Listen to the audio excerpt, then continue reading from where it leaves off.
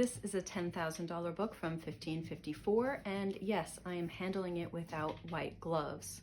We don't use white gloves in the rare book trade in most cases. It is not modern best practice. I'm a rare book dealer and I post a lot of videos where I am shown handling rare books just like this, and inevitably I get people commenting and asking, why aren't you using white gloves? I appreciate the protective sentiment. I do, because we value these books, right? We are caretaking these books. We want to take care of them. And also, white gloves are a myth. They're more of security theater. They are showing that we value them, but they actually are endangering the books more. With gloves, you lose your tactile sensitivity. You're much more likely to tear a page, to drop a book. It's very hard to distinguish between leaves with those traditional white cotton gloves, which, by the way, also attract a lot of dirt.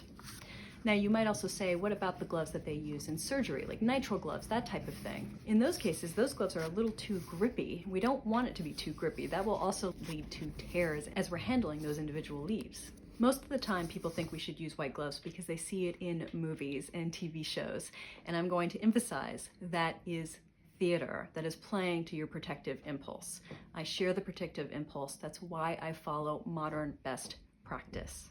You don't even have to believe me. You can do a quick internet search. There was a great New York Times article about this a few years back. Just say New York Times white gloves, it will pop up. This article quotes the head of the Library of Congress's rare book department. It quotes the conservator at the Morgan Library, major authorities who all say don't use white gloves.